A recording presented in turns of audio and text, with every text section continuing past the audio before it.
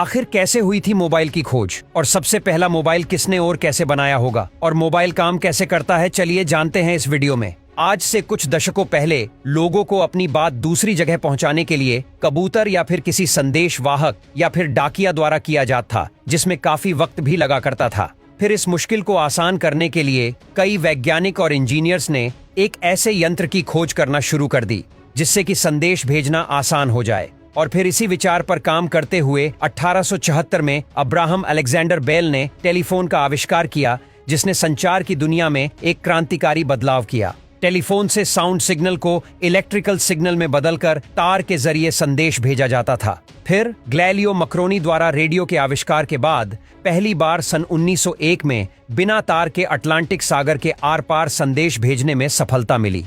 इसके बाद सन 1906 में कैनेडियाई वैज्ञानिक रेगिनल्ड फेसेंडन ने रेडियो सिग्नल पर काम करके इसे और आधुनिक बनाया, जिसके बाद रेडियो फोन का आविष्कार किया गया, जो सेना द्वारा और समुद्री जहाजों पर प्रयोग किया जाता था। अभी तक आम जनता के संदेश भेजने के लिए केवल टेलीफोन ही एक माध्यम था। फिर पहली बार 1960 में AT&T बेल लैबोरेटरीज के इंजीनियर्स द्वारा वायरलेस फोन बेस स्टेशंस के लिए बनाया गया था, जो कि बहुत कामयाब नहीं हो सका। फिर 1960 के दशक के दौरान बेल लैबोरेटरीज ने इसे आगे विकसित करने की सोची। उन्होंने इसे रेडियो से प्रेरणा लेकर बनाने का विचार किया और फिर एक इंजीनियर जॉर्ज स्विगर ने एक कामयाब वायरलेस फोन का आविष्कार कर दिया, जिसके लिए जॉर्ज को 10 जून 1969 में पहले वायरलेस फोन का अमेरिका में पेटेंट नंबर 3,54,19,750 जारी किया गया। जॉर्ज पहले अमेरिका की फौज में रेडियो डिपार्टमेंट में काम करते थे, इसीलिए उन्हें रेडियो वेव का अच्छा अनुभव था। लेकिन उनके इस वायरलेस फोन में बहुत सी कमियां थीं, जिसके वजह से उनका ये फोन व्यापार के हिसाब से बेकार साबित हुआ। अगर बात करें दुनिया के पहले सफल मोबाइल फोन की, तो उसे वर्ष 1973 में मार्टिन कूपर नामक एक इंजीनियर ने बनाया। इस फोन से कूपर ने पहली कॉल न्यूयॉर्क से न्यू जर्सी की थी।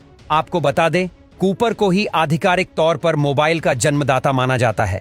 मार्टिन कूपर एक अमेरिकन इंजीनियर है, जिन्होंने लगभग 3 अप्रैल 1973 में विश्व को पहला मोबाइल फोन दिया था, जो कि आम लोगों के लिए था, जिसका वजन लगभग 2 किलो था। सुनने में थोड़ा सा अजीब लगेगा, परंतु पहले ऐसा ही होता था। आज के युग के हिसाब से तो बहुत ही भारी था ये, परंतु 80 के दशक की शुरुआत में ऐसा फोन रखना धनवान होने का प्रतीक माना जाता था। मार्टिन कूपर ने आज के समय की मोबाइल कंपनी मोटोरोला के साथ मिलकर ये मोबाइल फोन बनाया था और फिर बाद में वे इस कंपनी के CEO भी रहे। इसके लिए उनको मार्कोनी पुरस्कार से सन 2013 में सम्मानित भी किया गया। ये पुरस्कार संचार क्षेत्र में किए गए अद्भुत कार्य के लिए दिया जाता है। टेलीफोन के आविष्कार के बाद ये दूर संचार में क्रांति लाने वाला आविष्कार था, जिसके बाद वर्ष 1979 में जापान में पहला मोबाइल नेटवर्क बिछाया गया था। ये फर्स्ट जनरेशन का नेटवर्क था, जिससे लोग आपस में बात कर सकते थे। फिर सन 1983 में आम लोगों के लिए मोबाइल हैंडसेट बनना शुरू हुए, जिसे भी मोटोरोला ने ही लॉन्च किया था। पहला हैंडसेट का नाम मोटोरोला डायनेटिक 8000X था। ये मोबाइल वजन में 2 किलोग्राम भारी और लंबाई में तकरीबन 1 फीट का था। इस मोबाइल की बैटरी को चार्ज करने में 10 घंटे का समय लगता था और मोबाइल को एक बार चार्ज करके करीब 30 मिनट तक बात की जा सकती थी। उस वक्त मार्केट में इस मोबाइल की कीमत 3 लाख की करीब थी। अभी तक इस मोबाइल से सिर्फ बातें ही की जा सकती थीं। फिर सेकंड जनरेशन मोबाइल नेटवर्क सेवा फिनलैंड में साल 1991 में रेडियो लिंजा नामक कंपनी ने शुरू की। इस सेवा की शुरुआत से मोबाइल में SMS और इंटरनेट सेवा आ गई। इसके बाद थर्ड जनरेशन सेवा वर्ष 2001 में जापान में शुरू की गई, जो उस समय का सबसे एडवांस्ड मोबाइल नेटवर्क था। इसकी सहायता से डेटा ट्रांसफर करना फास्ट हो गया।